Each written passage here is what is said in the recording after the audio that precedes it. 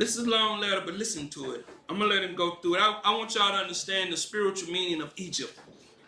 Read this right quick, The spiritual meaning of Egypt. It is far beyond the identity as an ancient nation. See, it's fun. You got to let all that go, man. All that stuff they over there doing, painting their face and all that is garbage, man. But read.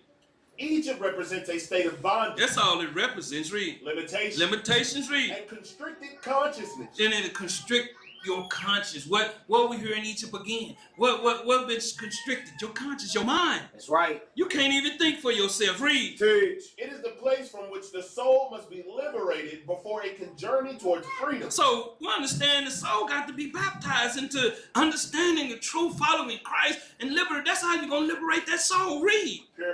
Purification. Read. Divine order and the inner promised land.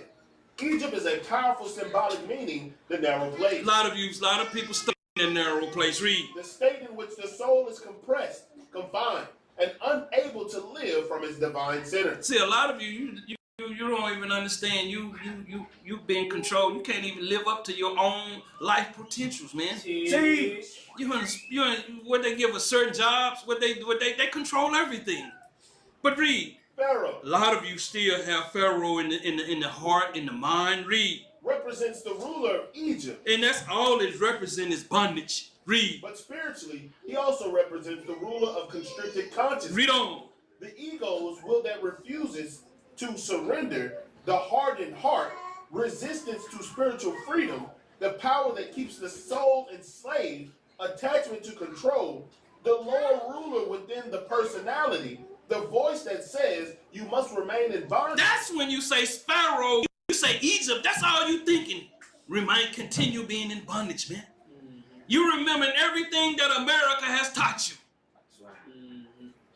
You still worshiping a system. Read.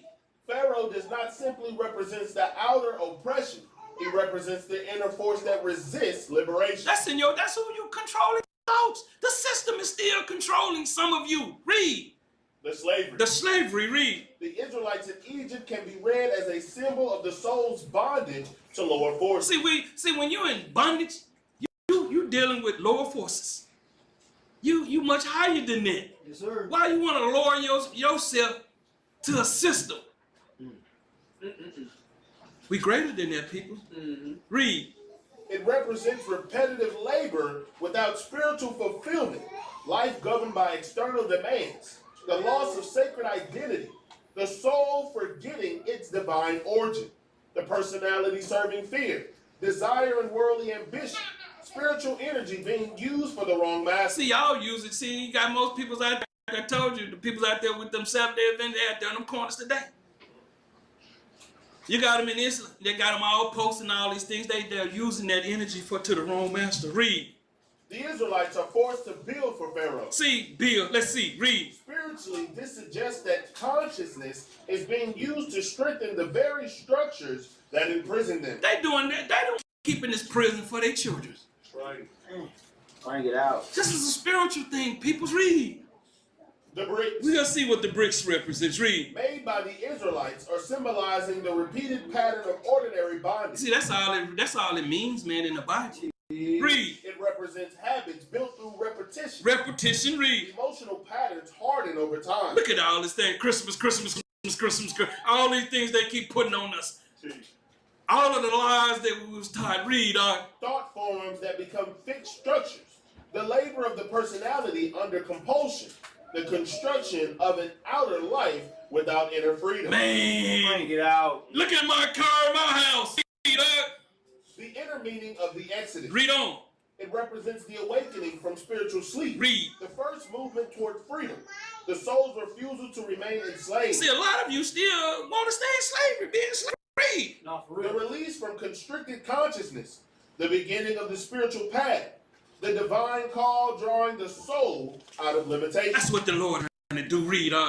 Soul leaving Egypt. Souls leaving Egypt. Read. The soul must leave Egypt because divine life cannot fully unfold in a state of bondage. You can never come to your true nature. Read. Egypt represents the condition where the lower self rules. Fear directs action. Spiritual vision is narrow. The heart is hardened. Life is governed by compulsion. The sacred center is forgotten, leaving Egypt. Leaving Egypt means refusing to let the lower rule define the soul's destiny. It is the first great movement from captivity into spiritual possibility. Keep reading now. Moses. Moses represents the liberating principle sent by God. Spiritually, Moses symbolizes the awakened spiritual will, the inner call to freedom, divine guidance within the soul, the part of consciousness that can stand before Pharaoh, and the force that leads the soul out of constriction. Moses does not merely escape Egypt, he confronts its ruling power and becomes the instrument of liberation. Become a symbol. That's what we need to be standing up manfully. Read, Plagues of Egypt. Plagues, read. The plagues are understood as the breaking down of false power. This is all this is, man. The plagues of America. Same thing, read. Spiritually, they symbolize the exposure of Egypt's illusion, the collapse of false security, the shaking of lower structure, the failure of worldly power to save, the disturbance required before liberation, and the progressive weakening of Pharaoh's control. Let's go. Keep reading. Red Sea.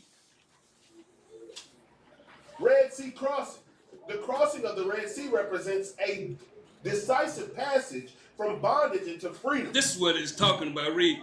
Spiritually, the traditional idea of red symbolized life force, blood, danger, sacrifice, passion, the lower emotional nature, the threshold of rebirth. See this thing here, what you've seen, the passage from bondage into freedom, the baptizing. Read.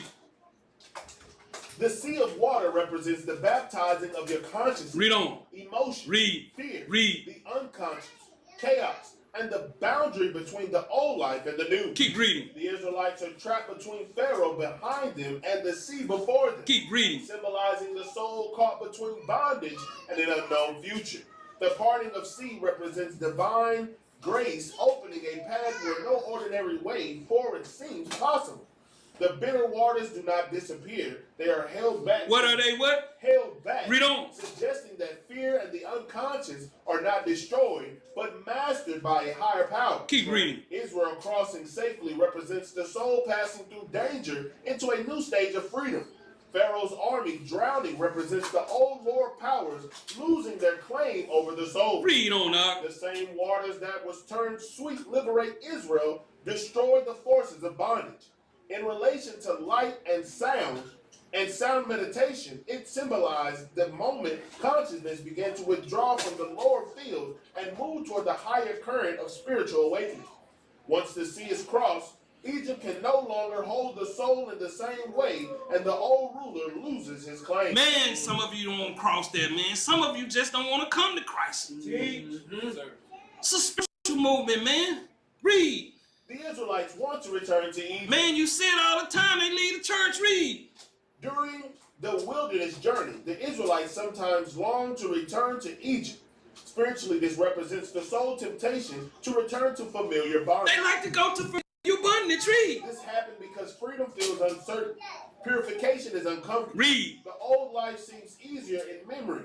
The lower self prefers security to transformation. Spiritual growth requires trust. The ego would rather be safely enslaved than freely tested. Read on, Doc. This is a very important spiritual lesson. The soul may leave Egypt Outwardly, read. while still carrying Egypt inwardly. They can't let go. Read. This is why the Exodus is seen as a map of awakening. The soul first recognizes its bondage, then hears the call to freedom, then begins the difficult but sacred journey beyond the old self. For people waking up spiritually today, the Exodus remains a powerful symbol. It shows that the awakenings are not merely believing or something new. It is a movement of consciousness out of limitation, through purification, and toward direct inner contact with the divine. That's all it's saying, man. That's all it's saying. This is what Matthew 3:1.